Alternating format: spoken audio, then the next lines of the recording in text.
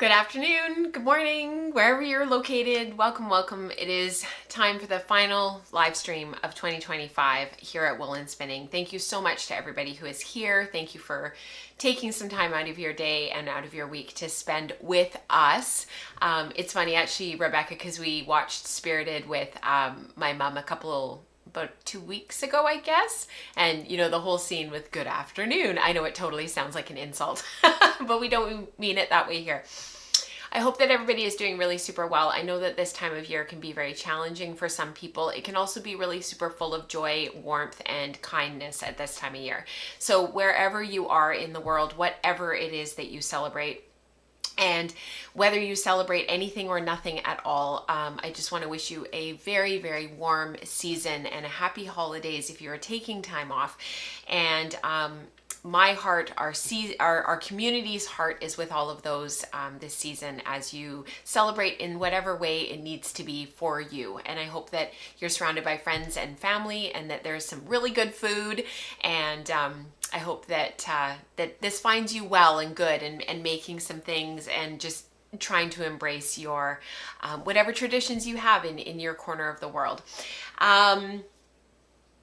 It is Tuesday, December 16th here in the Pacific Northwest. I'm coming to you from just outside of Vancouver, British Columbia here in Canada. We have been on flood watch for the last week or so. We had an atmospheric river last week and James's school was closed on the Friday because where we live is in like a big valley, and it goes from, you guys are going to be seeing this in reverse, but it's actually over here. The Pacific Ocean is over here and Vancouver is here. And then there's sort of this valley that runs up into the remainder of the province. And we're talking sort of in a very small area of the southwestern part of British Columbia. And as you move into what we call the Upper Fraser Valley, it's quite deep. Like it's a valley. It used to be a river, and it's all dammed, and it's very arable land, both on the British Columbia side and on the Washington State side in the United States. And it flooded 4 years ago, and it flooded again last week. So these are once in a 100-year events, and we've had 2 in 4 years. What does that tell you?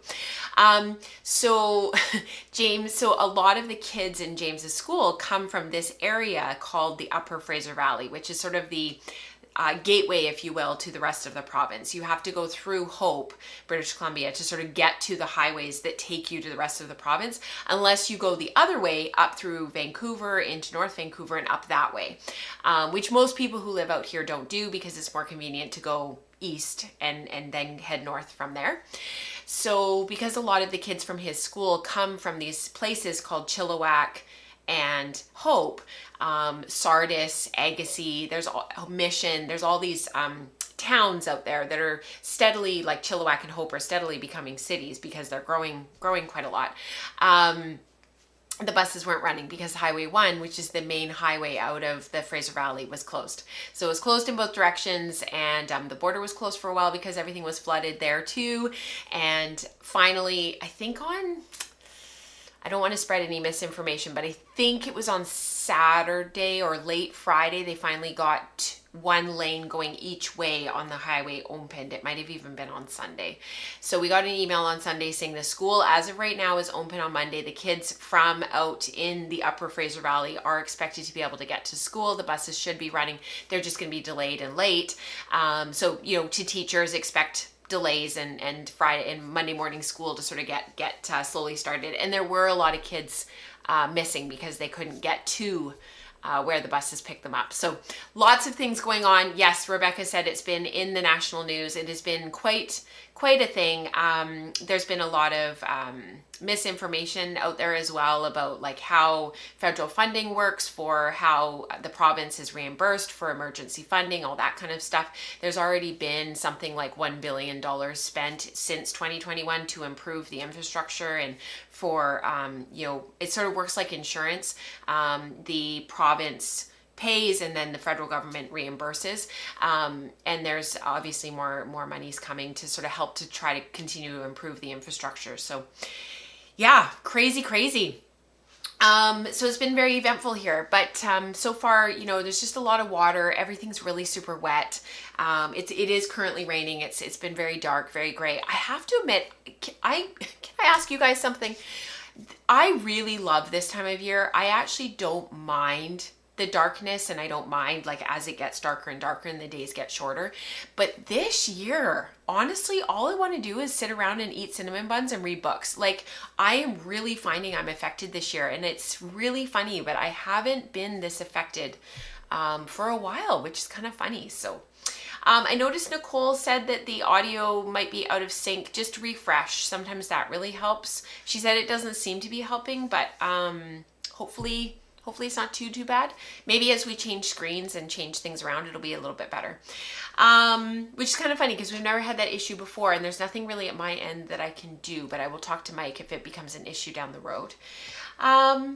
We have quite a few things that we need to talk about and cover. So the Vlogmas came out yesterday, episode 8 already. I can't believe it. There's going to be 14 episodes in total. The one that I made for yesterday was actually really fun to do. So it was tools with memory, and the prompt was to try to write from the perspective of one of your tools. So I had to figure out a tool that has been around long enough that would sort of be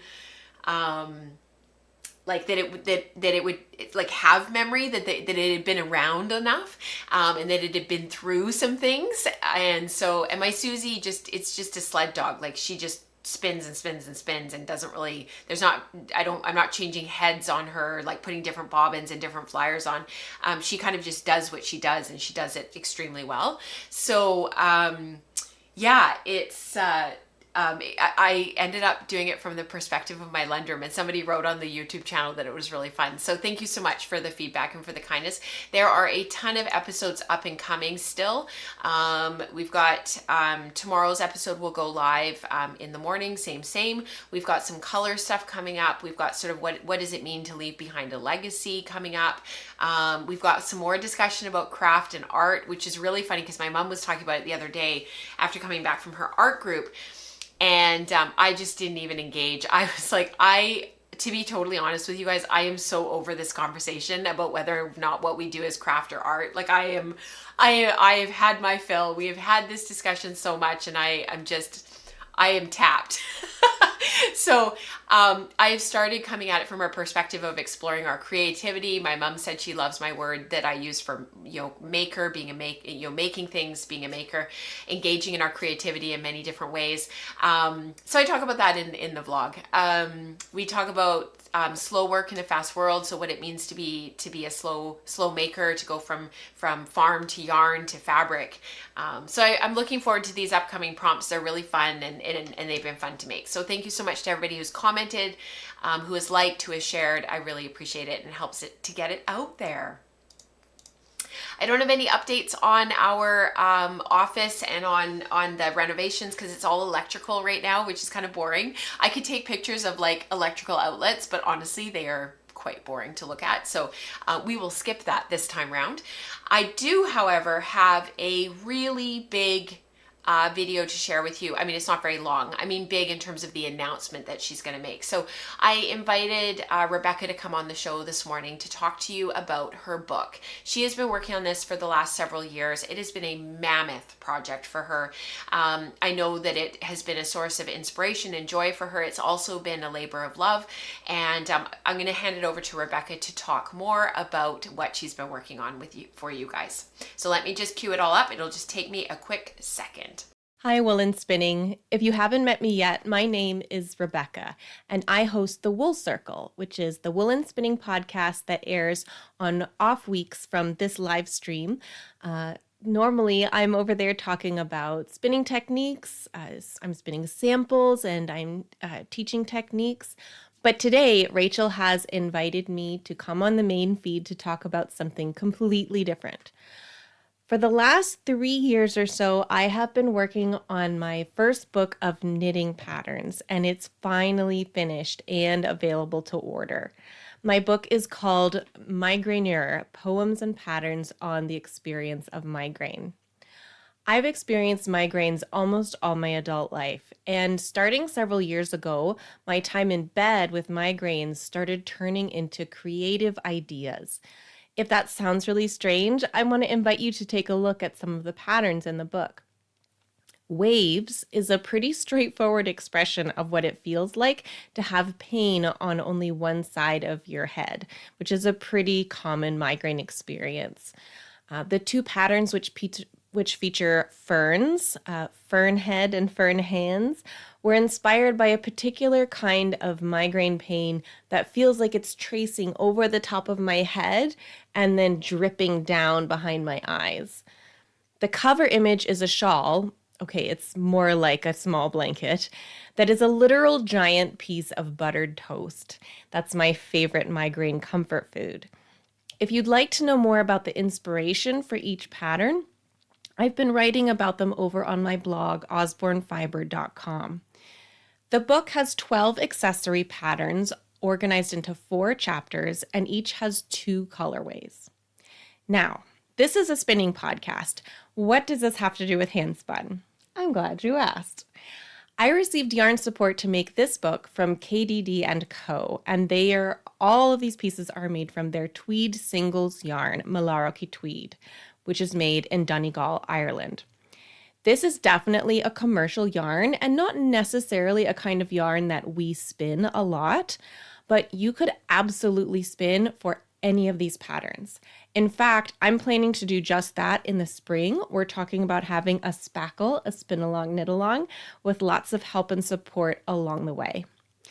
Right now, I'm thinking about spinning some quick tweed singles for waves or even making a gradient for a contrast color in toast head. The book is available now. Physical copies are available through Amazon, and the ebook is available through Ravelry. For a limited time, if you want both editions, physical and digital, I'm going to do that manually. So if you buy the physical book, email me with a picture of your receipt and your Ravelry name, and I will gift it to you. If you don't use Ravelry and you want a digital edition, email me and we'll work something out. This offer is only good until the end of the year, so please order soon if you want a complimentary ebook to your physical book. If you only want a digital edition, I'm pleased to offer a discount to you, this beloved woolen spinning community, 30% off until the end of the year with the code WOOLENSPINNING. A huge thank you to all of you out there who knew about this book and have been so kind and supportive about it. And thank you so much to Rachel for allowing me to come on here and talk about it. This community has massively shaped who I am as a spinner and a maker, and I'm so thankful for all of you. Happy holidays. I am so excited for Rebecca, and well done and congratulations and all the things, Rebecca. We'll be excited to celebrate in the new year, to be able to have a spackle, spin along, knit along. People can choose what pattern they want to do, and we'll be working through all of that in the new year. So more to come on that. So thank you to Rebecca, and definitely check out her blog. She's has a wonderful way of writing and a very thoughtful way of writing, and it's always a pleasure to catch up and to read through it. Before we run all of the intro credits and kind of get into the body of the show, although it's not going to be massive today. We've got sort of some side quests to go down and some rabbit holes and whatnot. I wanted to mention really quickly about the radio show episode that has been released this month. It was another one with Crystal Hesser of Spin Up Girls. She does all of these amazing textured yarns. They're just incredible. And she came onto the show for December's radio episode, which is available wherever you catch your audio podcasts. And I'll throw a link in the chat for you guys for those who haven't listened to it yet. She came on and we talked about all sorts of things related to textured yarns. It was a really fun episode. Crystal is always such a pleasure to have on the show, and we're hoping to have her back in probably for February's show if my planning and everything goes well and goes to plan. So thank you so much to everybody for checking that out and for listening. We've had some really positive feedback about the radio show recently, and I really appreciate it. Before we get into anything else and we get too waylaid with everything, I just want to quickly run the housekeeping video for December so that those of you who are just catching up and want to know what's going on, that everything is there. I didn't update the video, but Color Mania was released on Friday from Dion, and you guys can go ahead and look in your feed on Patreon for those who are Patreon supporters, and you will be able to watch her spinDecember prep and what she's been working on and whatnot. It's a fun one with lots of background music and whatnot for you to work on your own stuff while you're spinning away yourself. So let's do that next, and then we'll get into the bulk of the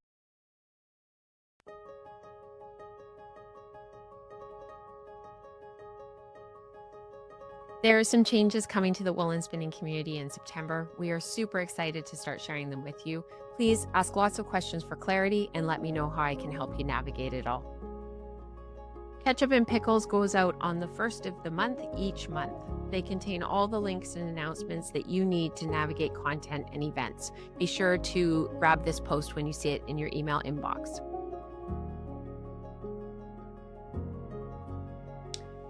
Dion explores another color topic this month in the teaching content. Dion's color content will be available at all levels of Patreon support that you see active on Patreon at this time. Look for the companion Zoom group on Patreon to participate more fully in exploring color in your hand spinning practice.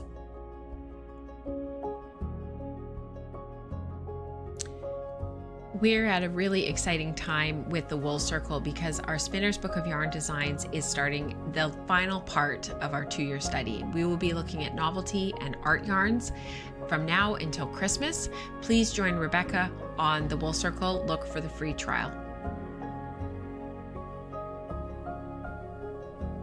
Another module of Breaking a Braid for the Silk Circle has been released. Head to Patreon, log in, and watch directly. Enjoy!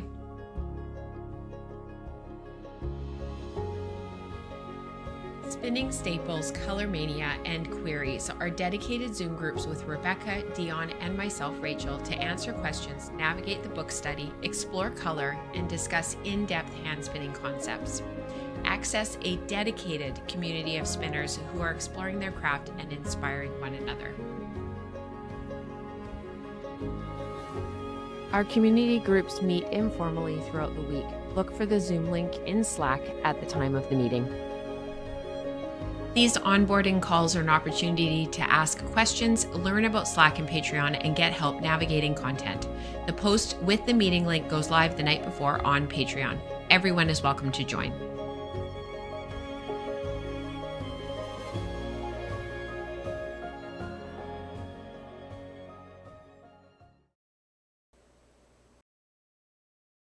I think that's it. I think that's it for all of the intros and everything. Amanda was asking in the chat if we're going to do a Rebecca related cowl, and the answer is yes. It'll be a spackle. We'll do it in the spring. We're just going to take a bit of a deep breath. I love how Rebecca said that. We're going to take a sort of a deep breath in January and February. We're going to tie up all of the stuff from our Spinner's Book of Yarn Designs because that was over 2 years of content and making. It's been very intense, and 2 years is a long time to sort of dive into a book and into various topics that were associated with it. And now that that's coming to an end, I can't believe it's coming to an end. We'll sort of, take a deep breath, take a step back. March we'll probably start to get ready, and then we'll dive into the spackle after that. So yeah, great question, Amanda. Thank you so much for asking that.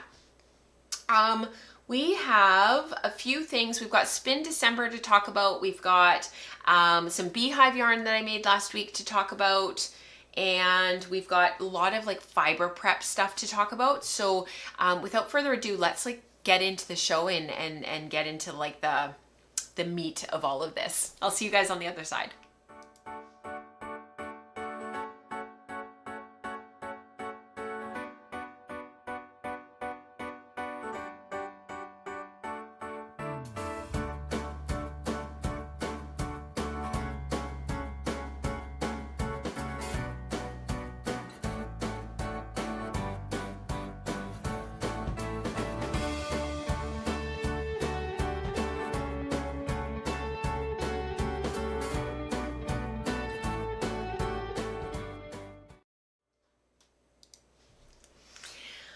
All right, I think what we'll do is we'll start with the beehives and textured yarn stuff that I was working on this past week, just mostly because it ties beautifully into the stuff that Rebecca has been doing on the wool circle. So it's kind of a nice place to start. I'm not going to run any like credits or anything for this because it's sort of it's still a little bit part of housekeeping, but we are going to flip over to some really pretty photos. So on the last Wool Circle episode, which was last Tuesday, because they're on the opposite weeks to the live stream, Rebecca did a whole episode on beehives, and I don't have any of my jumbo flyers with me at my mom's house because we packed everything up, and honestly, I had the jumbo flyer in my hand about 4 times thinking, should I bring it? Should I not? Should I bring it? I should have brought it. I'm a notorious underpacker. I know a lot of people are overpackers. I'm an underpacker. So like I didn't bring my jumbo head for the Lendrum. I really actually quite need it. I didn't bring my stand mixer. We really actually quite need it because of the time of year it is. This is the time of year that my stand mixer actually gets a ton of use. Didn't bring it. So I was trying to like, minimize stuff, but in minimizing, I actually left some like essentials behind. First world problems, I know, but still. So anyhow, on the Wool Circle, Rebecca was doing beehives, and it was a fantastic episode. It was quite long. We got into a real deep dive on the chat about beehives, and people were really excited about them.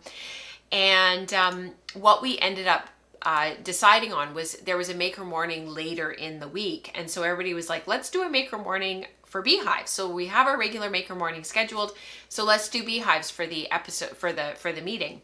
So I actually hooked up both of my cameras, this one that you're watching on right now, but I also hooked up my second camera that we normally use for the podcast. And I had that trained on my hands the whole time. So for those who are patrons of the community, you can actually watch the recording because Maker Morning is released later as a recording. So for those of you who are patrons, I could actually throw it in the show notes right now. And then if you just log in when you get there, and you can watch my hands through the meeting. Where is it? I'll have to do it later. I don't know exactly where it is. I'd have to like scroll through all the things.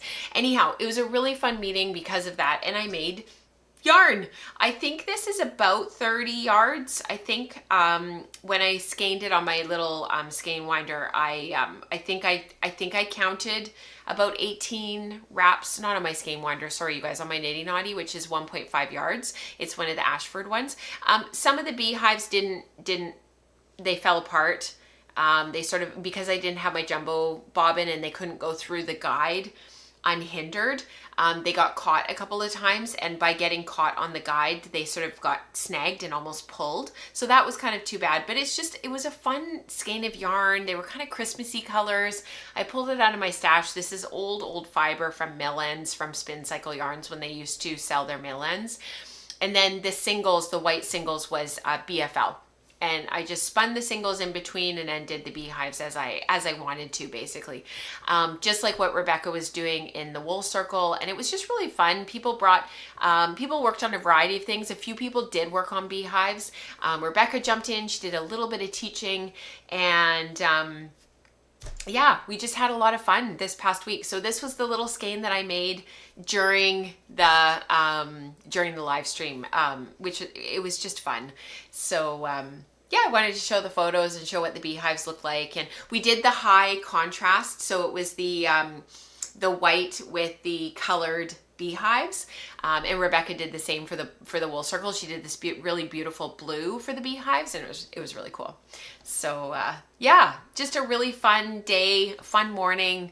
We spent like an hour working on them. It was really cool. Yeah. And that is it for beehives. I know some of you guys are having problems with some of the syncing. There's nothing I can kind of do when we're actually in the live stream. There's probably some sort of a delay between when it's being recorded and then the voice and then going into YouTube. So it's annoying, but try not to watch my mouth. Try to watch the photos instead. It is Christmassy yarn, hey Nicole? It just kind of has a bit of a Christmassy feel with the color of red. Like, you know how red can sometimes be a little bit it just feels kind of Christmassy. It's like a Christmassy red. And then the green, same thing. It just kind of had that feel to it, sort of that evergreen kind of pine sort of color. So yeah, just really fun. I wish I had my proper flyer. That would have really helped, and having jumbo bobbins and being able to like on the jumbo bobbin on the Lendrum, there's much slower whirls, whereas on my Magicraft wheels the whirls are quite a bit faster, so they just run like, you know, and so I had to really slow my feet down. The slowest whirl I think I have on my Magicraft is 13-1 here that I have with me here. Again, I could have brought one of my standard whirls, but I didn't. It's packed. It's somewhere in the sea can. So it's kind of annoying, but it was still fun to do. And it was just neat to do something different for a bit. It's earthy Christmas. Yes, I love that. Yes, it makes me think of like gnomes and outdoor, very West Coast.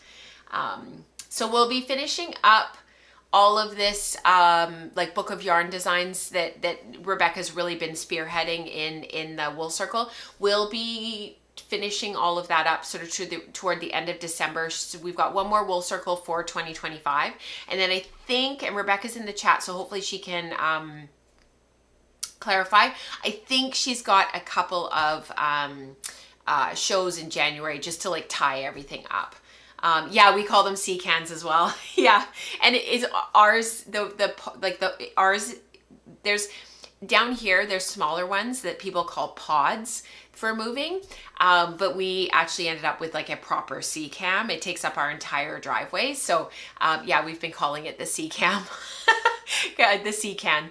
I always want to say sea cam. It's sea can with an N, but I always like mix it up, but everything's in the sea can. But yes, we call them that down here as well. It's kind of funny, hey? Kind of a bit of a Canadianism, I think. All right, let's talk about spinDecember. So spinDecember, let me just get the thumb here. spinDecember was talked about like very extensively on hang on. Do I have a link? I might have a link. I only have the chat link. So we've been sharing our spinDecember stuff in the Ravelry group, and spinDecember was the brainchild of our dear friend Dion, who's in the chat today, and she's the one behind all of the words, Rachel. The Color Mania content that you guys have been enjoying. And let me just see if I can find so for spinDecember, if you're curious about learning more and you want to find out more after this live stream is done, if you guys go to the previous what is playing? Oh goodness, hang on. There's something playing somewhere. No, that's not it. Hang on, you guys. What just started playing?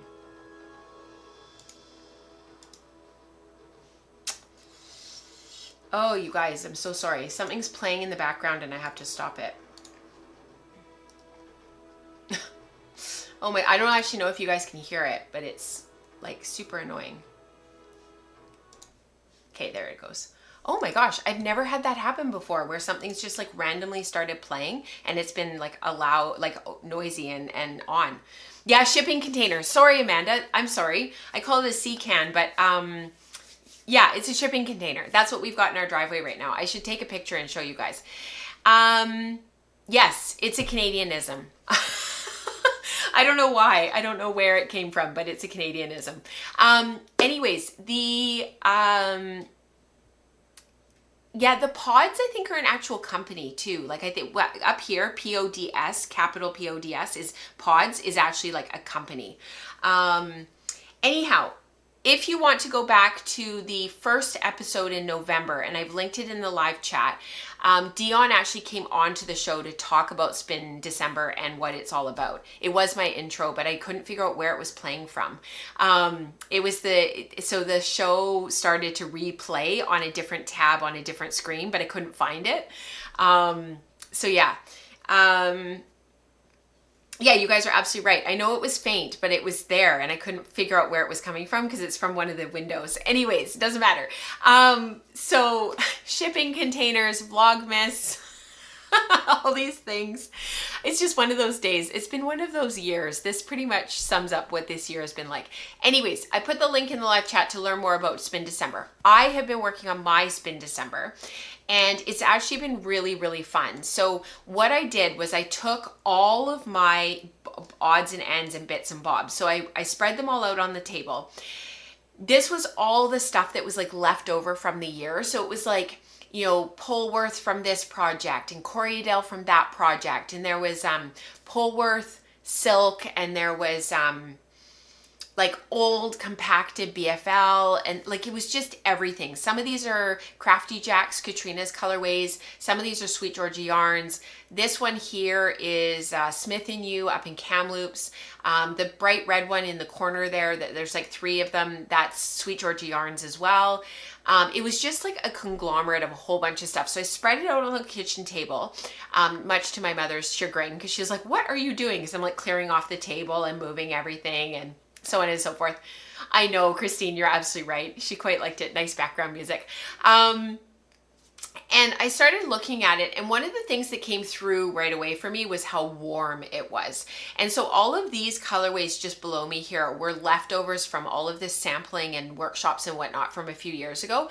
So I started opening them up, and when I had them open, they actually really screamed warmth to me, even though what you can see from the photo is teal, but it was like only the teal that was wrapped around the outside. So it's kind of these turquoise blue kind of teal colors.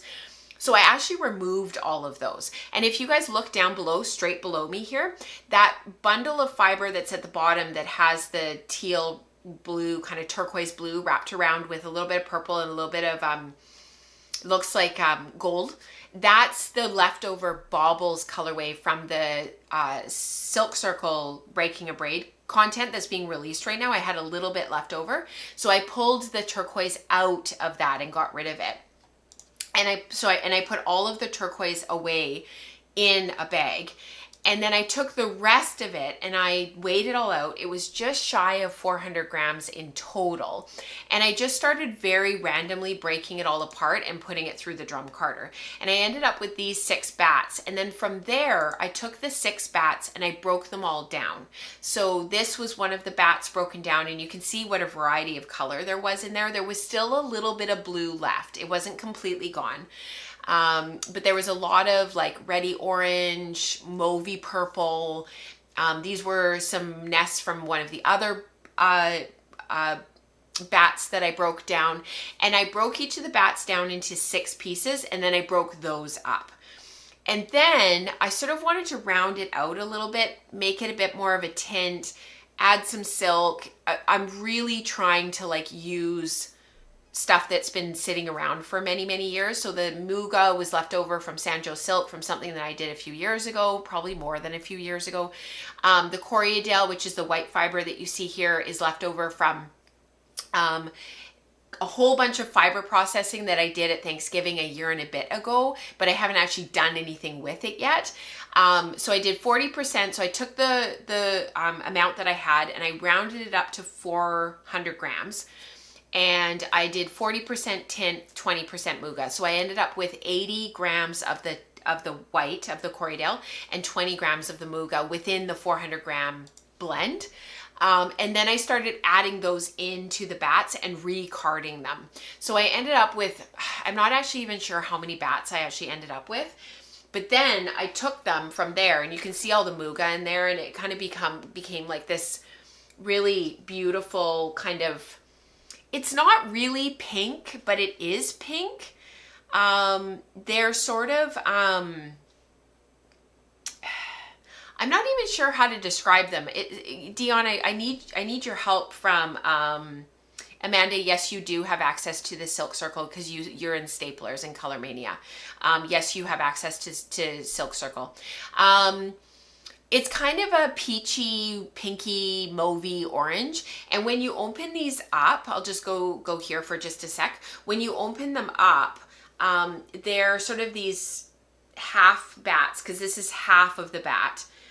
They have streaks of yellow in them, the gold. You can see the muga catches the light. There's a lot of sort of overarching pinky peach color, and that's from the white. It just took everything down a notch. And they were all slightly different. Like all of these were slightly different. When I took them apart, some of them have, oh goodness, some of them have like a little bit more pink in them. Some of them have a little bit more peach. Some of them are a little bit more je ne sais quoi, like a little bit more purple. So when they're spinning up on the bobbin, there's areas of the bobbin that's a little bit darker and a little bit lighter. There's a lot of nuance and texture in the bobbin. And then I did a little plyback sample. So this is a 3-ply plyback sample. It's very, very close to my very pale skin color, as you can see. And Rebecca and Dion have talked about this recently on their podcasts, on the Color Mania and on the Wool Circle, about this phenomenon that we seem to be running into, the three of us, that we keep making blends that are very similar to our skin color. And what is very funny about that is all of our skin colors are very different.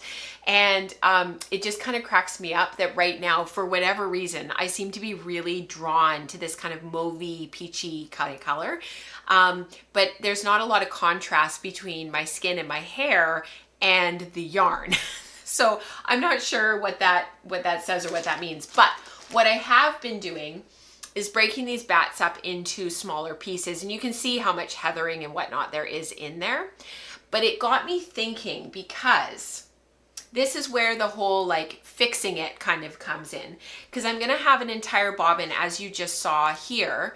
My first bobbin is going to be these bats. So it's the first half of what I carded. And I have no intention of sort of doing anything with them. I just spun them. I really loved the colors. They were so gentle and so muted, and I just love that peachy kind of color.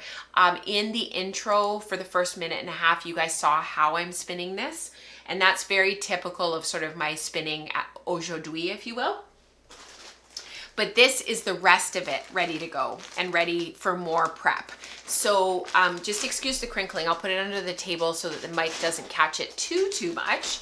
And Christine nailed it. She said it's Rachel's hair color. You're absolutely right. So what I found, there's two things. After making these bats and making the first batch and starting to spin, I wasn't super keen with how golden the muga was making it. It really took the intensity of the little nests from the original carded fibers. It took this intensity out by adding so much white and the muga. And it's funny because after the first pass where I just added the tint, it wasn't quite as toned down as this became. It was the muga that kind of pushed everything over the edge. So I decided to take the muga out, and this hasn't gone through its sort of final pass like what I was doing with this. These are kind of waiting for the next stage. But what I had done was I had divided them all up and put them into bags ready for their final stage of carding, right? So these are all of the ones here, and then I had added the 40% into the bag that needs to be added, and the final probably two passes of carding needs to be done. You guys can see where this is going. But now I'm kind of wondering if maybe I won't, because I've taken the muga out. So now I'm kind of wondering if maybe I'll take the white out as well. Because I have so much stuff in my stash that I could add in instead of, and just make these, like, keep these sort of the intensity that they are, so that, like that yarn that we looked at in community participation last week, and I'm trying to remember who spun it. Was it Eliane that had the 3 strands of the slightly different colors, and it made it so there's so much depth and so much texture to it while still being overall very homogeneous. So now I'm kind of thinking that I'll spin just these and add in something else to round it out to 200 grams for bobbin number 2. And then, this is why I love this so much. It's so creative. Then I got really inspired because I was like, well, if I take the white out, then I could take the white that I've already measured and organized. And I was at the house the other day, and there is a few things that I still have access to. And I found all of these, which are also the right color for all of this. And I made these years ago, and I never spun them, and I never did anything with them. So I have about 140 grams of these made up and ready to go. And so I thought, well, maybe I should weigh these, and they weigh out at about 140 grams. And I had added sparkle to them. I don't know if you guys can see that. There's a whole bunch of sparkle in there. They're peach. They're meant to be a sunset. And I had added sparkle. So now I'm thinking, well, if I spin these up, they could be bobbin number 3. So I've gotten completely off track. I'm like completely off on like a whole other journey. So let's talk about side quests. This has ended up being a total side quest. So yeah, so I'm gonna add, and then the other thing I thought was, if I end up with too much yardage for bobbin number 1, because I end up taking out the white of the second bobbin, which Dion is agreeing with me. She said remove the white. If I do that and I remove the white for the second bobbin, which I'm agreeing with Dion, I think she's absolutely right, then I'll have less yardage. Like I won't have as much, like basically my volume's going to go down. I won't have as much. So I was sort of thinking like, I'll just spin the second 2 bobbins and I'll have whatever I have yardage wise, and I'll just ply it up, and whatever's left on bobbin number 1, I can either round it out later and add something to it to finish off that last bit of singles that I spun, or I can add it in with another project. I can ply it back on itself and have another skein that's just itself. It doesn't really matter. It's spin December, like who cares? So I've been spinning along, and you guys saw a little bit of this earlier, but honestly, I've just been spinning along, managing the nests as they come, because I carded them, I think 4 times, so they're quite smooth. The prep is really easy to spin, but if you notice the way that my hands are moving, there's a few times where I'm having to kind of almost jimmy the fiber a little bit and kind of turn my hand a little bit, loop up fibers that are kind of being left behind underneath a little bit. And the only reason for that, and the only reason that that's happening, is because there's all different lengths in the blend. We've got silk, we've got Corriedale, we've got Polworth, there's BFL in there. What else is in there? There's quite a bit of like various things. They're all sort of generally in the 4-inch range for like staple length, but it does make it so that the blend just in general, there's a couple of times where you have to kind of jimmy rig and play it around, and my hands are moving quite quickly with this spin, and it's going really quite fast, and it's just it's a mindless default, just spinning to whatever the fiber wants to be spun. I'm not worrying about the width or I'm not worrying about the thickness. I'm not worrying about whether it's consistent. I'm not worrying about whether or not the overarching yarn is perfect. It doesn't matter. I'm just spinning, and the yarn itself will come out a little bit textured. It'll come out a little bit thick and thin. It'll come out a little bit sort of, there will be, nuances in it. And I don't know if you guys saw, but in the plyback sample, that's exactly what it looked like. There's some sort of, slightly thicker bits, where it sort of almost has like a slightly tweedy look to it. It's very, very heathered. And of course, once you add in the other two bobbins, it's going to be even more so, because they're both going to be different, right? The Rolags are going to spin up very differently from how these initial bats are going to spin. And then if I leave the second bobbin really textured like that, and I take out the white, they're going to be even more textured and kind of have augment the textured attributes of this yarn. So I'm just having a ball. I'm just having a blast. And because I had to spin over the last couple of weeks, I have spun 12 little baby skeins and baby samples for an article for Ply magazine coming up in the new year, and these were incredibly time consuming to spin and ply because they all look exactly the same and they all have varying percentages of different things in them, and because of that I couldn't get them mixed up. So even though now that they're washed and finished and dried, I can kind of tell the difference. I honestly, when I was laying them out to get them organized, I thought that I hadn't done one, that I was short a skein because I had accidentally put one of the skeins in a different pile. So like these 4 go together, these 4 go together, and then you notice I put another 4 in a baggie, and I had 2 of these mixed up, and I thought that I was short one because they were so hard to tell apart. So very, very labor intensive, fiddly, not bad, just a bit fiddly. So I've been working on that. And then the other spin that I finished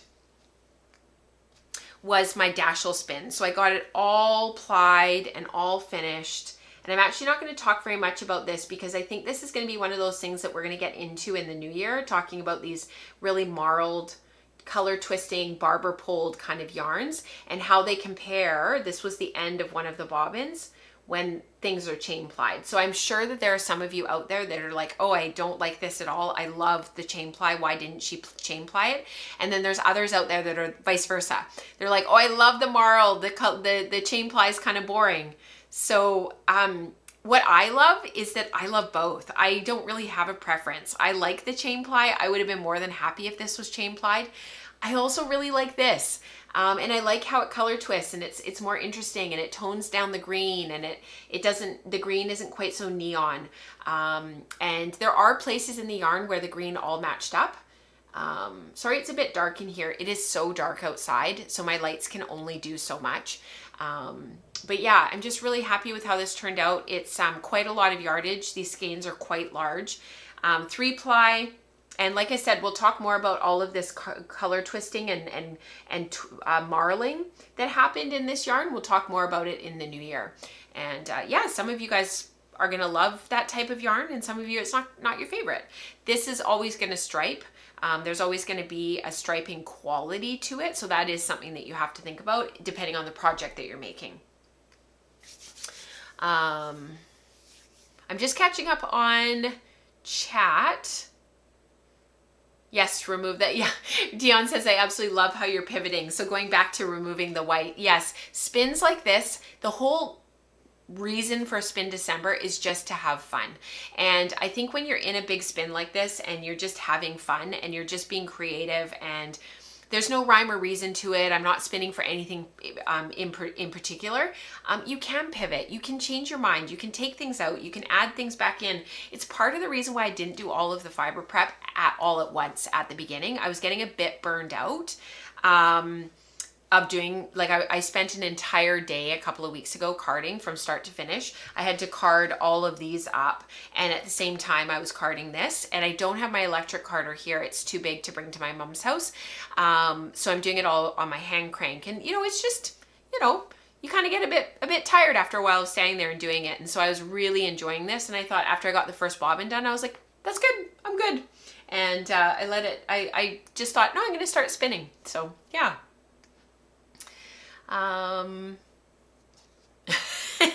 Amanda says, I'm glad it's not just me with starting with an idea and ending with a totally different one. Yes. Plus a head full of new ideas. Isn't that like a huge part of it though? Like you get halfway through a project and then you're like, oh, but what about all these other possibilities? I mean, that's the beauty of it all, right?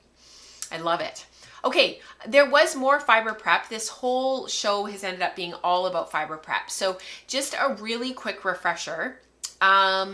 I showed this to you guys last episode. So I had started working on this, and this was inspired, and I didn't have the photo to show you guys last time, so we'll do it now. We'll celebrate Glenda for just a minute. Glenda is one of our very active community members. She runs our spin groups on Tuesday morning before the live stream and before Wool Circle. And so many of you probably have met her and know her. She lives locally to me just over on Vancouver Island in Victoria. And when she was over in September, and for Knit City, and me and her and Rebecca and Rebecca's daughter went out for lunch one day, and she pulled out just, very nonchalantly, like she does, she pulls out these 2 pairs of socks that she's been working on. So I don't know if some of you will recognize, but the pair of socks that's underneath, that's right here, is actually the breed blending color study from 2025 that we did from Bramble Ridge from my friend Megan. So that's actually the BFL Mohair BFL Mohair Wensleydale BFL Mohair silk blend that we did, and those were the socks that she spun and knit, which are just, in real life, they are absolutely beautiful. But what got me really excited was the socks that are on top, that are on the far right. And so if you look closely at them, you'll probably recognize some of the colors that I was talking about and sharing with you last episode. So the one on the very far side is actually combo drafted. And that means that she took 3 of the colorways and she was drafting them all at once. And the one that's next to it, that's closest to me underneath, is combo plied. So she broke up the braid into the 3 braids all into bits and pieces and just spun one after the other and then plied it as a 3-ply. Her spinning is always just beautiful.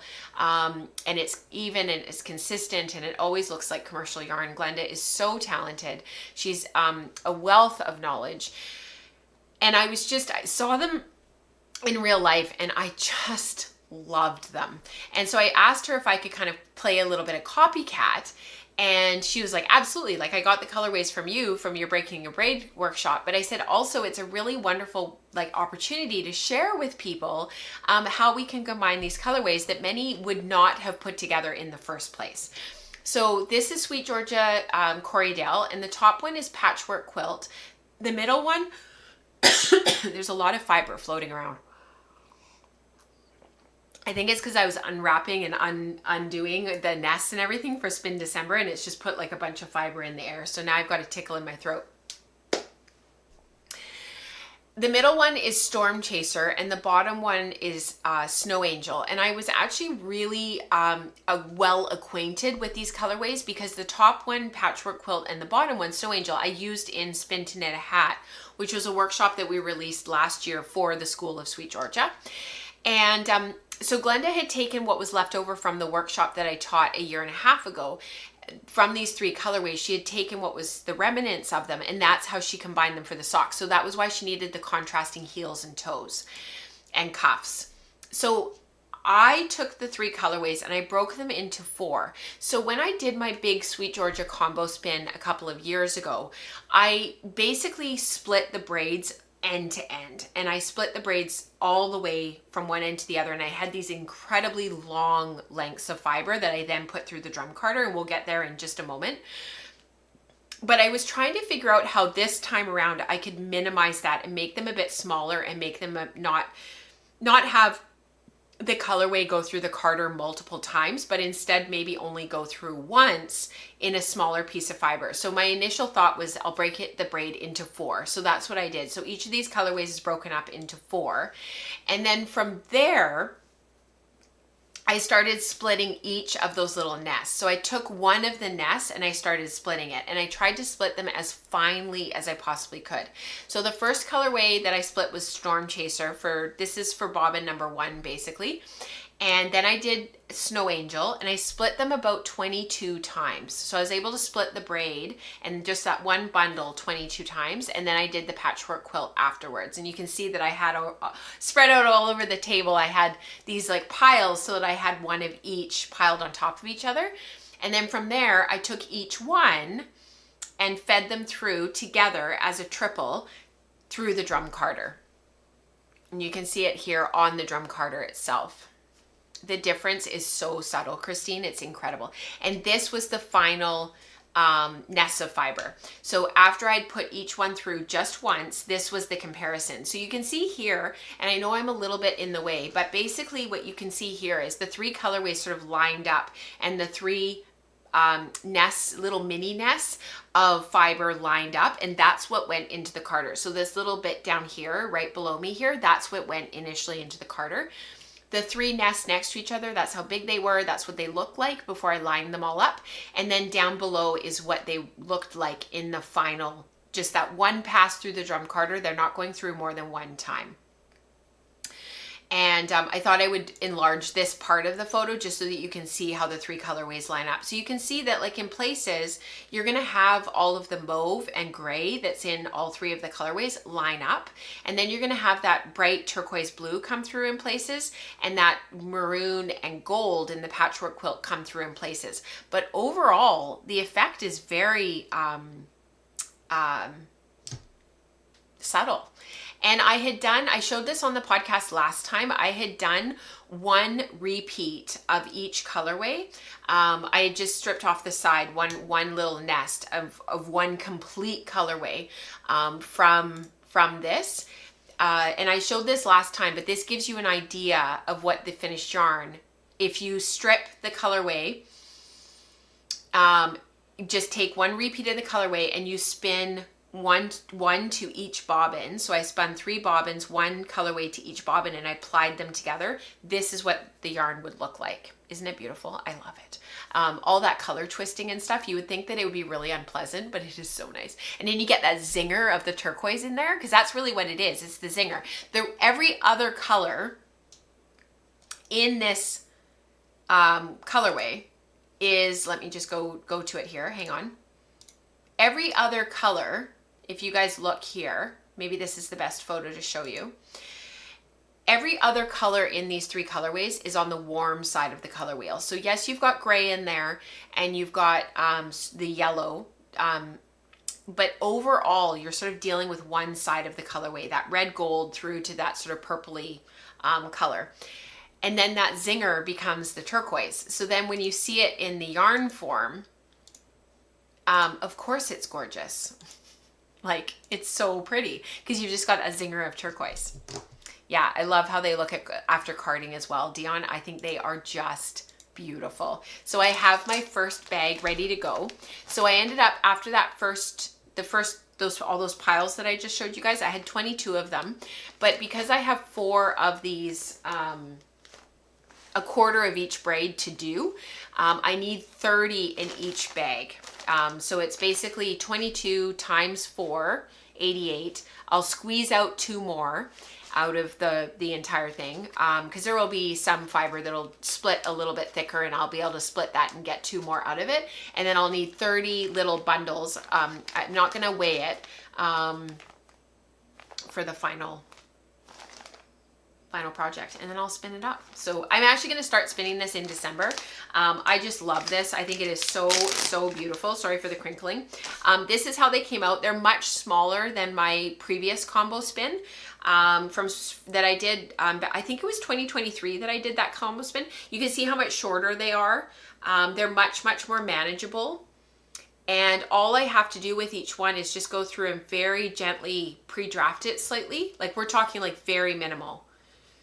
Just pre-draft it slightly. I do predict, I'm making a prediction here, I do think that the gold is going to get lost quite a lot, and I think that's proven by what happened to Glenda's socks. You can see that while you do see the gold and the yellow is in there, that goldy yellow, it definitely is sort of in general quite lost. But like, it doesn't matter. It's just so beautiful. And then I'll spin that end to end, and that'll be it. Very purple, but the turquoise in there, that turquoise just brings it down. I do have a sweater in mind. It's one of Anka's Tricks sweaters. It's a top-down raglan, very simple. I've knit it before. I'll do a 3-ply, and then we'll go from there. So I might have to do contrasting. I might do the same as Glenda. Actually, I might kind of copy her a little bit with what she did with her socks. I might do a contrasting collar, cuffs, and hem, and then just do the body of the sweater. I haven't decided yet. It's way too far in it. Like, that's way too far down the line. So that has been really fun to work on. All right, I think that is it for like the bulk of the show. We didn't have any dividers or anything today. I know, Rebecca said, I know, bro. Oh, you said dude, but you're supposed to say bro if you're talking like kids speak now. She's like, dude, you made Anka's Trick last time you did a combo spin sweater. I did, and I also did Metamorphic by Weekend or Light by Andrea Bowery. Yeah, I definitely have like go-tos in my mind of what I want things to look like. And I think it would be a bit too much to try to go find the sweater, because the one that I did for the combo spin last time is the same one that I want to use. The Ankus Trick sweater is the same one that I want to use this time around and make it again. But I wouldn't make it. I had such a limited amount of yarn last time, and I had to make it really small and cropped and tight, and it never really fit me very well. It's called Simple Something. I'll link the pattern in, like, the link to the pattern page in the chat. But it was definitely like the way that I did it last time. I was so restricted on yarn. There's 3 things that I would have done differently if I were to do that sweater again, and there's no way that I can rip it out, because it's not felted or anything, but it would just rip all of the yarn as it came out. But I would knit it quite a bit more like loosely. It came out quite dense, and it's a beautiful gauge, and it makes it like a very beautiful outerwear sweater. But because it's tight and it's small, and it doesn't have any ease to it, it's just not comfortable to wear. So I would really like to, like, I'll do it again, but I'll do it quite a bit bigger in terms of like more oversized, a looser gauge. Yeah. Yes. If I needed 4 or 5 braids for the sweater, Dana, great question. I would totally just split it the same way. I would just split the braids 4 times, and I would just match them up. So you would have to have an even number of braids to do it. Like, you would need, well, actually, if you had an extra colorway of one of them, like let's say you had 1 Storm Chaser and then 2 Patchwork Quilt and 2 Snow Angel, you could pull out certain colors and do that as a solid for the contrasting cuffs and hems. But I would get 6 braids if I was going to do it, and I would break it up evenly. That's probably what I would do. 600 grams isn't that much for a sweater, and I've already kind of realized that I'm probably going to have to get another 3 braids anyways to get enough for a sweater to do what I want to do with the ease that I want to do it with. And then if I have any left over, I'll either chain ply the remaining bits, or because when I start to spin, I'll get an idea of the grist, which we're going to talk about in just a minute, and then I'll know if I do need a full 3 more braids, which I think that I probably would. Maybe what I would do, rather than prepping all 6 braids all in one go, is I would prep the first 3 the way that I'm doing it right now, break them into quarters, and then prep each quarter. But then with the other 3 braids, I would maybe only prep half of them. So do like 2, like a quarter, 2 quarters of each, like, you know, a half. So I don't want to lose you guys completely. I know Dana's a really experienced spinner. She knows exactly what I'm talking about, but for those that I'm losing, I just want to share here. So you know how I initially broke up the braids into quarters like this? So maybe for the 3, if you buy 6 braids, instead of breaking it up so that you've got 8 of these, I would maybe do 6. So, and leave the other half of the second braids untouched until you know whether or not you need all of it. And if you know that you're going to need all of it right from the get-go, just steadily work through prepping it slowly. Yeah. Christine said she usually counts on 600 grams for a sweater, 400 for sleeveless, and 500 for short sleeves, which I think is that's a really great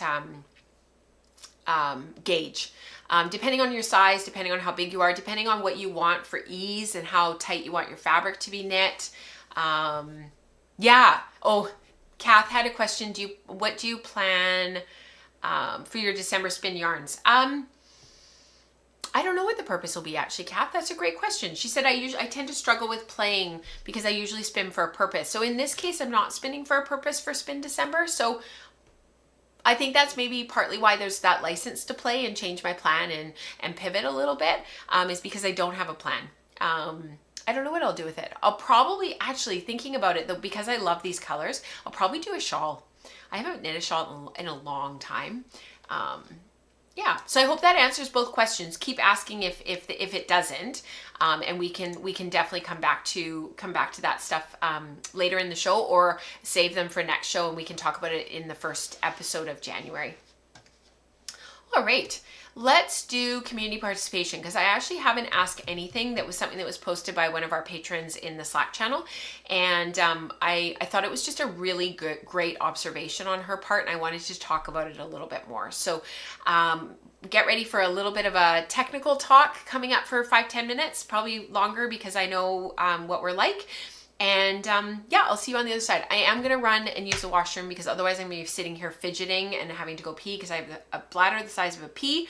Probably too much information, but if anybody has had kids here, you guys know exactly what it's like. And so if I'm not here when it gets back, I'll be back. It's probably because I'm washing my hands.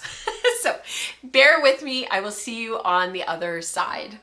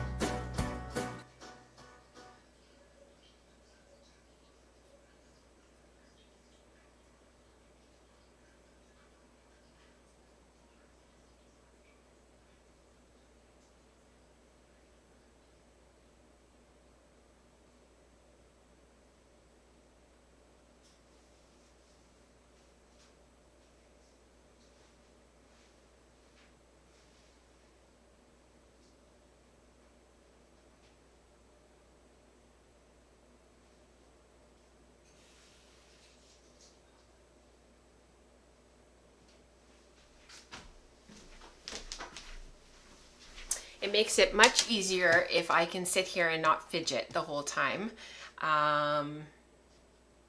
when we are streaming. Okay, let me find my screen here. How is that? Perfect. Yay. Except that now I can't see anything. Hang on. Okay. Christine. I love that. Shall I fill the gap? Oh, come all ye faithful. I love that. Okay. Yeah, Dion, what are you going to do with your bigger spinDecember? I think you had mentioned maybe a sweater, which I think is awesome. I think that would be fantastic. Okay. Let's find the other screen that I need to be able to answer this question that we have coming up in just a second here. Okay. We're going to start off with Ask Anything, and I hope that I don't lose everybody here, but Susan had this really fantastic question, or it wasn't really a question, it was sort of more of a comment, but I thought it was worth going back to and talking about. I also really loved this photo and I wanted to include it somehow in the slideshow because I just think it's gorgeous and I love the finished yarn and I love the surface that she photographed it on. So like win-win-win all around. So Susan says, this isn't really a question for the channel, but it is a newbie lesson that I apparently needed to learn again. So this was in the hashtag newbie questions on Slack, and it's for anything from like getting started, trying to navigate everything, trying to find everything, to things that happen when you're a newer spinner that you're just not too sure about and you're wanting to check in with somebody and ask a question. Somebody somewhere in the world is awake when you post and will respond to you. So she said, grist. So sharing for the joy of it, I'm spinning the yarn for a Sophie scarf for a friend. The yarns used in the pattern are called call for DK, but have about 120 yards per 25 grams. I did not question that and proceeded to spin 30 grams of fiber just to be safe into a 3-ply DK. And I only got about 70 yards. I then checked the grist of the recommended yarns and they're all pretty much fingering. So to be fair, they all have a fuzzy fiber, cashmere, alpaca, etc. to make them puffier. But yeah, I have a DK yarn and I'm now off to spin the rest of the yardage. So this is a really great moment in time, conversation to have that we haven't had for a while about grist. And we've talked about this in the teaching content over the years. We've come back to it again and again and again. And I thought it was worthwhile going into the new year to sort of come back to it again. Because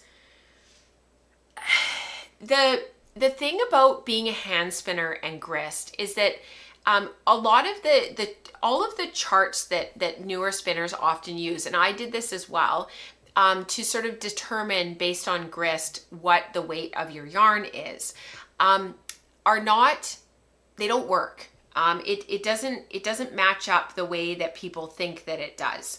And I wanted to talk about this for a little bit and just to kind of acknowledge. And I am going to read off of my notes because then I don't mince my words and it's a little bit clearer. Grist means very different things when it comes to commercial yarn production than it does when we are sitting at the spinning wheel or using our spindles or playing around with sampling. Grist in a commercial yarn refers to a very precisely measured relationship between length and weight. So it's expressed through standardized yarn count systems. So I'm sure you guys have seen like the Yarn Council of, I think it's the Yarn Council of America, is that correct? They have their standardized charts, right? And this is where a lot of misinformation comes from in the hand spinning world around what that stuff means and how it relates to us as hand spinners.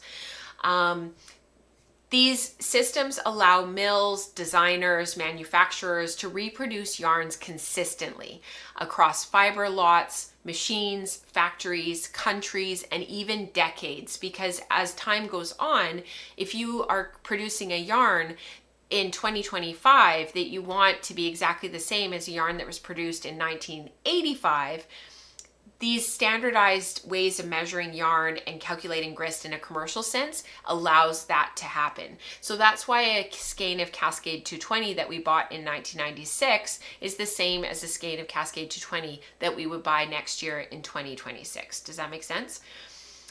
So commercial grist is not descriptive, it's not relative, it's not in relation to something else, it's not in relation to somebody else's yarn or to yarn that you maybe spun last year. It is numerical, it is standardized, it is repeatable.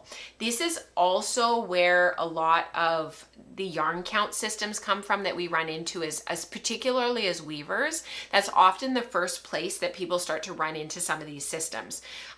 You'll see it when we talk about, 8-2 cotton, 8-4 cotton, NM 28/2, Tex 33. That's sort of when we start to run into these yarn count systems. And for a lot of knitters, that's the first time that they run into some of this stuff, other than just the standardized Craft Yarn Council charts. You don't have a mill that would release a yarn. Can you imagine if they did? It would be so confusing. They wouldn't release a yarn that says this is a light fingering yarn. That it just doesn't work because they wouldn't be able to explain to another mill. Let's say they expanded and let's say they opened a second mill in another part of the world and they needed to be able to reproduce the same yarns there that they are currently producing in their current mill.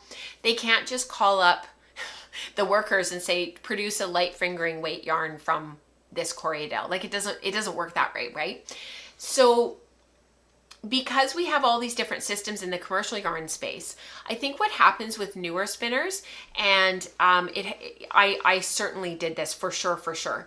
I would look at those charts and I would bring them back to my spinning and I would be like, well, my grist on this is X yards per pound, therefore it's a blah, blah, blah weight yarn. And the thing is that it doesn't really work that way because as a hand spinner, we are, we can introduce different amounts of air. We can use different fibers. Susan even mentions that in the post that there's fuzzy fibers in there like cashmere and alpaca. Llama can be quite dense and quite heavy. Wensleydale and mohair are quite dense and heavy, so they change the grist of our yarns. But what the commercial organizations do and what's happened with like the Yarn Council charts is they translate what those numbers mean into consumer friendly categories like lace, fingering, DK, sport weight, worsted, Aran, etc. But you can have within that umbrella, you can have sort of a wide variety, a wide difference. But generally people will say, well, a fingering weight yarn is generally 100 grams and you get roughly 400 yards.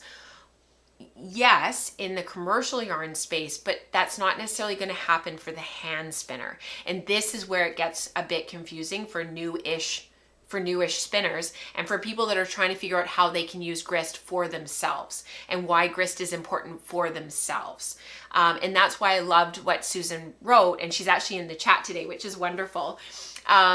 She said her fiber, oh, sorry, Susan, I thought I misread your what you wrote in the Slack channel. She said her fiber blend is actually a mix of merino and bamboo rayon. So it's the opposite of fuzzy. Sorry, Susan, that's, thank you for clarifying.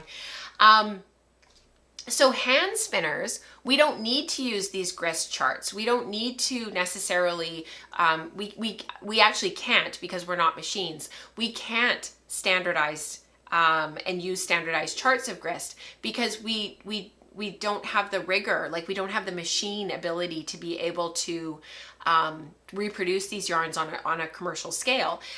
We have a different measurement culture. So our culture of measuring is relational. It's experiential, which means experimental. Sorry, I'm having difficulty speaking, and it's context dependent.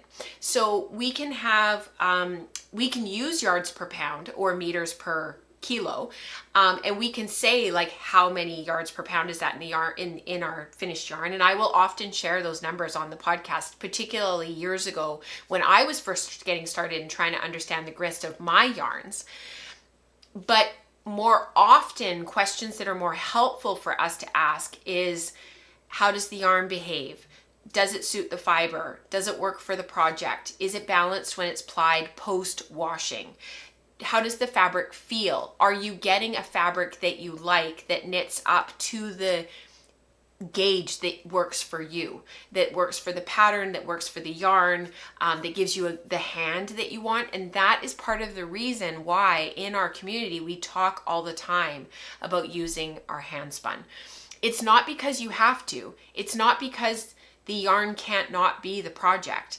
But if you want to use your yarns to truly understand them, you have to knit with them or weave with them or crochet with them. So we use things like wraps per inch to figure out where you want to start with needle size. We compare our yarns to other yarns that we've already spun and other commercial yarns. We use our skein weight versus our yardage to give us a rough grist so that we know how much fiber to buy and how much fiber we need for our project. Can we use the needle size called for in the pattern to achieve the fabric that we want, or do we need to change our needle size? Do we need to add a singles to round out that 3-ply into a 4-ply to give us a little bit more density, to give us a fabric that we want? Do we need to actually maybe take a singles away and the 3-ply becomes a 2-ply, because that will give us gauge? And then of course the tactile density. What does it feel like? Is it really stiff and heavy, or is it light and airy, like what we were going for? For a scarf, for example, I would assume, and Susan, because you're in the chat, you can definitely chime in. You probably want a scarf that's light and airy, that's going to fit around your friend's neck in a gentle way. It's not going to be heavy and drapey. It's not going to weigh them down. It's not going to sort of fall flat and not have any bounce or spring to it, which is a wonderful, the blend that she's chosen with the merino in there. And I love these colors and how they spin up. That's going to give the bounce that you want for a garment like that.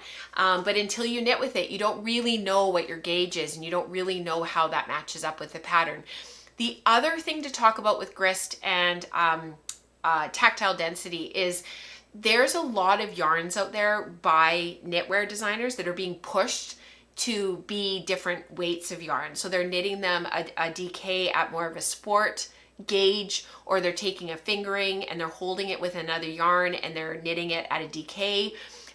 There's a lot of like boundary pushing in the knitwear world right now, which I think is wonderful. Don't get me wrong. I love that that's going on. But as a hand spinner, until you knit with it, you don't really know how your yarn is going to act and what it's going to do.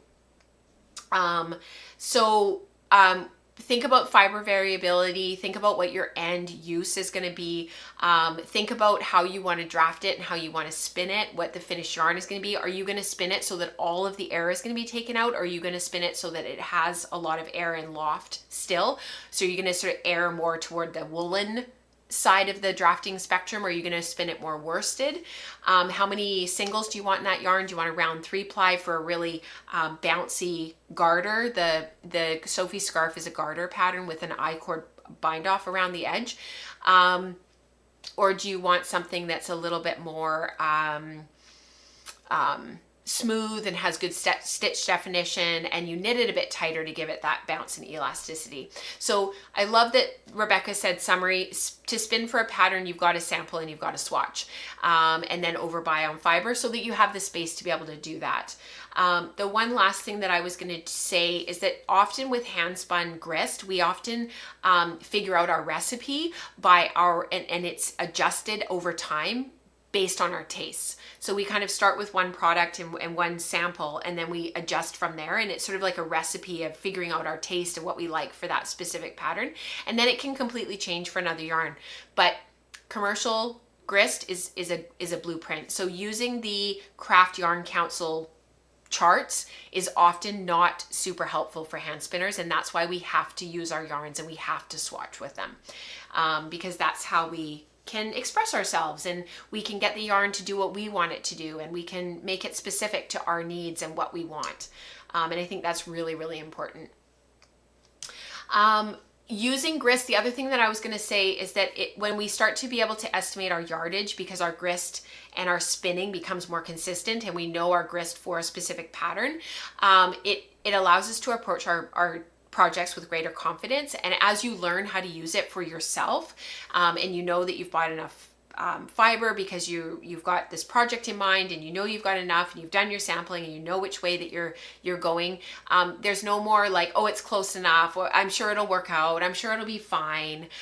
Your choices become more intentional, and it becomes a little bit more structured, and you feel more confident going into your project. And that's part of moving from being, a true beginner into an intermediate beginner, and then of course over time into becoming a master.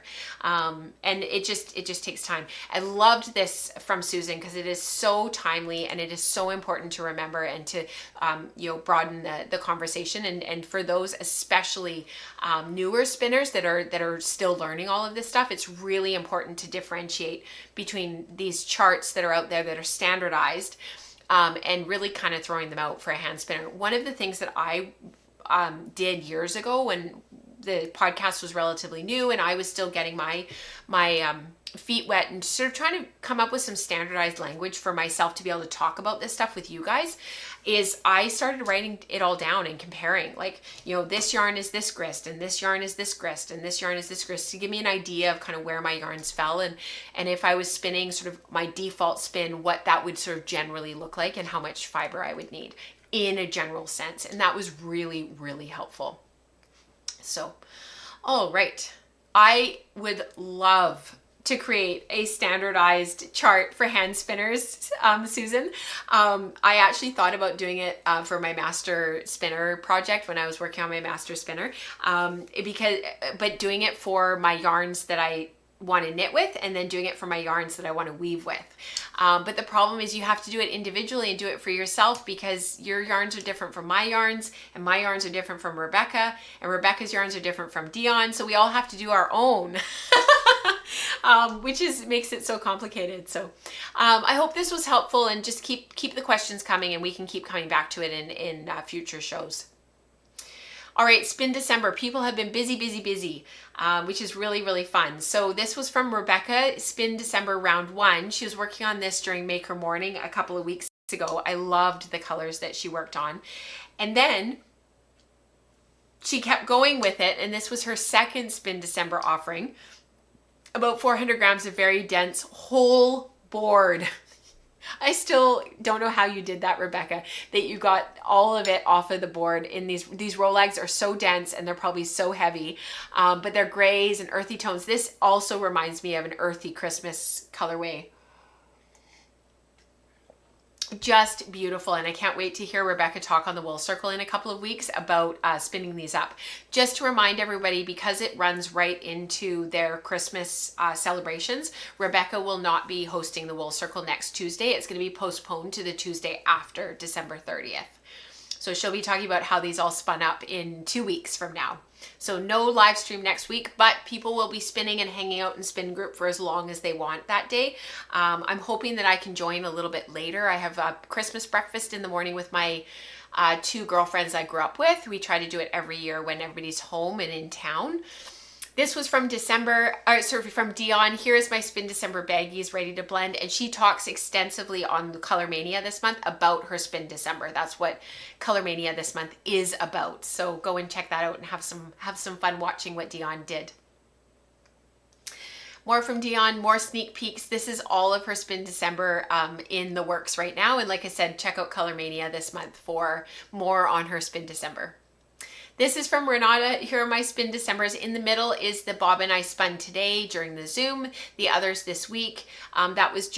This one was spun during Maker Morning last week. The bats were gifted to me, so it was fun to spin something which I didn't choose out of her bubble, and she really likes them. And then this was her yarns finished. So here's some more stuff that Renata's been working on and plying up like a what's that word? You know, when somebody's like working on something and they're really enjoying it. Spun several gifted bats into singles, 2-ply spiral yarns. I love that spiral, Renata, that's on the far side there. Second one in, that brown. Beautiful. Well done. These also qualify for Year of Yarns, like the textured yarns that Rebecca's been doing. This is from Florence, spinning in the sun in New Zealand. Of course, it's summer there right now, so I hope that you are enjoying your spinDecember, Florence. And she's doing a blue. It's for a gift spin that she's doing.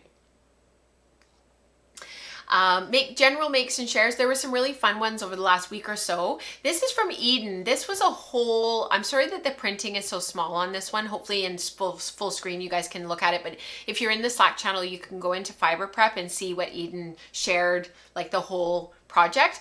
But she had my voice in her head telling them to just that just as I sit here that the sheep are growing new wool, and that there is plenty, and that and I do what I rarely do. I pulled out an entire braid and thoroughly swatched to see if I could find a way to make something work for me. I knew I wanted to card the braid because I just love spinning long draw from carded nests, but I love the yarn that it creates. So she has they have all these different samples that they did up in the course of this sampling. So the first sample carded the length of the braid 3 times and spun a 2-ply. And then the second one is the length of the braid carded once, but then chain plied, which I love. I think it's so subtle and so soft because of being carded first. The third, they took the color repeat and carded a color progression of green to peach and then chain plied. I love that one. Love that one, Eden. The last 2 are 2-ply with 1 strand green and 1 strand peach, and then blue, and the leftover green is chain plied, which is that one right there, the third one in, I think.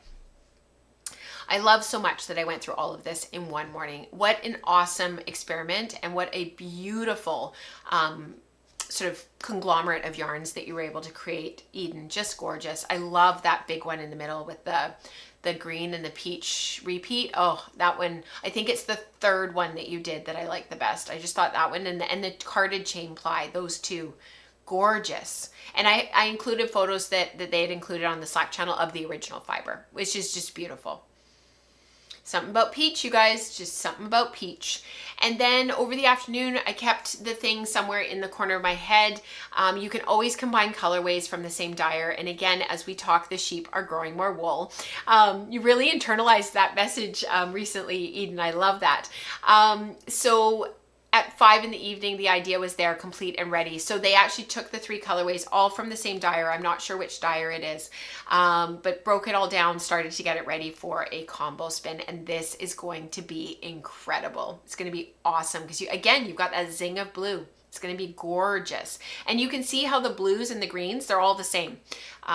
Typical of stock dye from dyers, it has a certain look, and you can always combine it. Oh, Deidre says, thank you for explaining grist to us. I'll be rewatching and taking notes. Grist has not been a rabbit hole, but a black mystery hole. Rebecca says, think of it as measurement of yarn density. Keep notes of your own grist, compare and contrast, and you'll notice patterns. What a great, that is a wonderful piece of advice, Rebecca. You're absolutely right. I know the plies of the wool are just gorgeous, are they not? These singles in here to make the whole, oh, it's just beautiful, gorgeous. This is from Maya, trying to figure out which of these skeins come from the same spin and batch. Note to self, get better at tagging skeins. Yep, I know exactly how that feels for sure. Gray and dark brown is for sure Norwegian white, wild sheep, and the others are probably Norwegian white.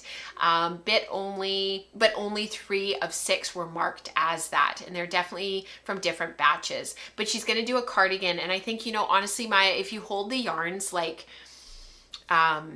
sort of like you would different dye lots from the same colorway of a dyer, it'll be fine. Nobody will notice. Beautiful. And if they're standing close enough to notice and comment, that's on them. That's not about you.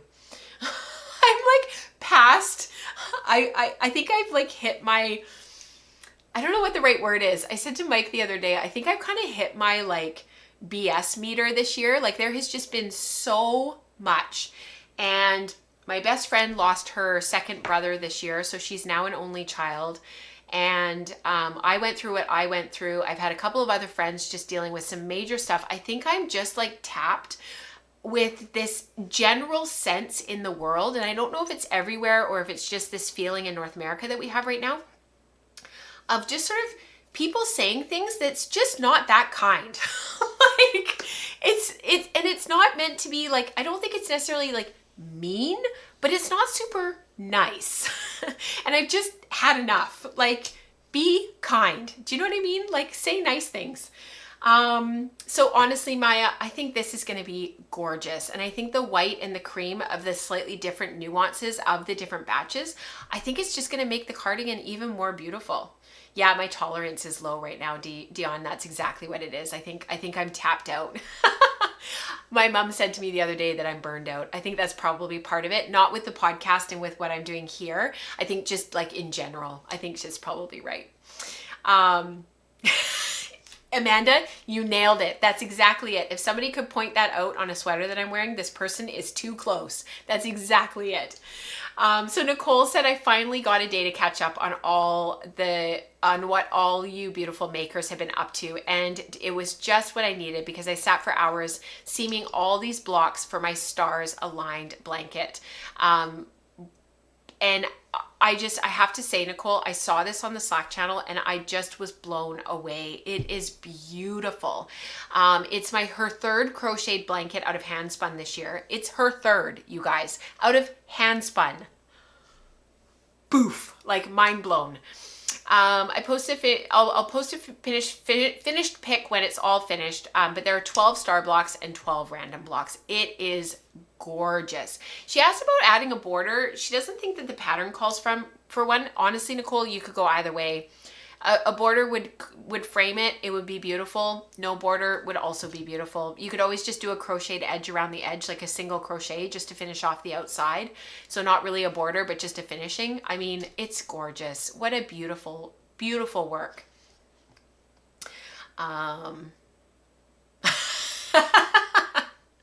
I love that. My favorite response to criticism is don't yuck my yum. That is awesome. I'm going to use that. This is also from Eden. They were really inspired by Nicole posting her crocheted hand spun blanket. And so she had crocheted the squares knowing full well that they wouldn't end up the same size because I was using all leftovers that I had and went well knowing that I didn't like how they would look if I just randomly put them together. I know exactly what you mean, Eden. I think sometimes when you have squares like this where you have so many, when you just put them randomly, it's very difficult for the eye to find anywhere to like land on. So I think by organizing them like this into it is a rainbow, but it's sort of a it has like a very, very gentle gradient feel to it. It's beautiful. It just gives the eye somewhere to travel. The eye now is able to travel either from the top left to bottom right because of that sort of bluey greeny purple that runs through the middle. It gives the eye somewhere to travel, but then you have that pop of red and that gentle place up here in this corner as a place for our eye to land. It's just gorgeous. They spread everything out, arranged it, stacked the squares of each row into a bundle to start to put them all together. She started giving each square a gray border and connecting the squares as they go. It's so much quicker than I thought it would be. I feel like I barely spend time on it at all, and I have an entire row done. That is awesome. I can't wait to see it finished. Yeah. This is from Flavia. This was posted on the Ravelry group. Inspired by Shetland lace knitting, tried to spin and knit these samples of real gossamer lace from Shetland wool in the UK. Here is my progress. That is beautiful, Flavia. This skein here is just stunning. And then to see the lace samples knit up, I mean, wow, just beautiful. That gossamer lace, there's just nothing like it. It's so beautiful. Amazing. There was a little bit of fiber prep this week, and I wanted to show this to you because Barb just did a beautiful job of her Shetland bats. This is a Shetland fleece that's been hanging around for years. She was getting trained on her electric carder at her guild. And ooh la la, it spins like butter. Yes, beautiful. Now to tackle an Icelandic fleece that is almost as old. That's awesome. That must feel so good getting through some of this stuff and really enjoying it. Year of yarn. So these are some of the final photos of people working through their year of yarn and all of this stuff that we've been working on with our book study for the last 2 years. It's kind of sad that it's winding down, but I'm also like really ready for it to wind down. So, you know, yin and yang. This is from Alberto starting his double boucle sample. So it will be nothing like Rebecca's. I would focus and then I'd watch TV. The core would get slack, which changed what was happening. Lincoln spin done next to the mohair. It'll still be fun, but way less technical and no gray, white looping all the way. So I think I have a photo. Oh no, I didn't include in the Slack channel. If you guys go to Year of Yarn, you'll see this bobbin. You'll see the yarn skeined. It is beautiful. Really well done. Gorgeous, gorgeous spinning, Alberto. Beautiful. I love that he's always so willing to just try and just get in there and experiment. And it's just awesome. Awesome. This is her Renata. This is her spiral yarn that she made from gray singles and a thin commercial wool thread. A little bit of color was eaten up by the spinning, but the stellina is sparkling. It is beautiful, Renata. I love that dark gray. That is just beautiful. Thank you guys for sharing everything that you do, for being here, for participating in the woolen spinning community. I just want to say an extra special thank you to the patrons of the community. You guys are the ones that allow me to keep the lights on here. You're the ones that have been able to help me to bring Rebecca and Dion on board. And Rebecca's been going strong for almost 2.5 years now. It's just incredible to me that it's been that long. I want to thank you all for being here throughout the year. We have done a ton. We had something like 18 maker mornings. We had 24 queries, 24 staplers. We've had our first 2 Color Maniacs meetings. Like we have done so much this year. We started Color Mania. We started the Silk Circle back up again. I don't know if some of you who've been around for a while kind of realize this, but remember years ago, I was producing the teaching content, which was spinning pearls for the Patreon community. But then there was also the How I Spin content, and that was sort of at the higher tier. We've basically been able this year to bring it back. So instead of calling it How I Spin, now it's part of the Silk Circle, and it's sort of workshop-based content over multiple months. And then Spinning Pearls has kind of morphed into Color Mania with Dion, which is fantastic. It's just so awesome. I want to thank you all for just allowing us to be able to be here and to continue to do this work. Like it's so meaningful. I know it helps a lot of people, and it's wonderful to be able to inspire and motivate each other in our making. There are many holidays going on, or I shouldn't say holidays, many things that people celebrate at this time of year that are going on. I think there's something like 42 different religious holidays at this time of year worldwide. When you count up everything outside of Hanukkah and Christmas and the winter solstice, there's like 38 other things that people celebrate at this time of year. So whatever your traditions are and whatever it is in your area of the world that you celebrate, I hope that you are warm and well fed and setting the table for many friends and family to gather with you. For those who find themselves alone, or maybe find this time of the year that they're not finding the joy that they maybe normally would, or that they find this time of year hard, we are with you. We are thinking about you. And I hope that just by engaging in your making and carving out some time for yourself, that you do find some joy and that you do find some warmth in this time of year. And know that we are always here, that you can jump into a Zoom and just have contact with people who are happy to talk about yarn and knitting and weaving and crochet and all the other things, and maybe hopefully bring some light into your day. There was a wonderful interview last night in the wake of the Australia events that happened over the weekend. It was a rabbi who was speaking and being interviewed, and he said that he was wishing to task us all with the how did he put it, with the task. He was tasking us with the hope and the each of us having our own individual abilities to bring a little bit of light to corners of our lives and of the world that are maybe a little bit dark right now. And so I'm going to sort of task all of us in our community with bringing a little bit more light, even if it's just a really teeny tiny bit. If we can just bring a little bit of light over the next number of days, weeks, months, to a world that sometimes feels a bit dark and feels a little bit scary at times, and that we can just bring a little bit more safety and a little bit more light. Because when things are well lit, they are safe and they're warm and they're inviting, and they bring people in and into conversation, that we are able to actually listen to each other and hear one another. So that said, I want to wish you all a very, very happy holidays. I celebrate Christmas, so I'm going to wish those who do celebrate Christmas a very Merry Christmas, a Happy Hanukkah to those who celebrate Hanukkah, because that started this week as well. And I hope you guys have a really, really wonderful couple of weeks, and a very, very happy New Year's. Chinese New Year is also around the corner, so we've got that to celebrate as well. There are people in our community that celebrate that. And I just want to thank you all for sharing this space with me. It's richer for you all being here. So have a great couple of weeks. I will see you in the first week of January. It's really early this year that we have our live stream. I think it's like January 6th. So I'll be looking forward to that. Rebecca will be back here in 2 weeks for the Wool Circle on December 30th. And if there's any other announcements, of course, just ask in the Slack channel. One of us will jump in and answer your questions, and anything that I have to announce, I'll post in there as well. I hope you continue to enjoy Vlogmas. They'll come out all the way to December 27th. And happy holidays, you guys. Have a wonderful December. Bye, everyone.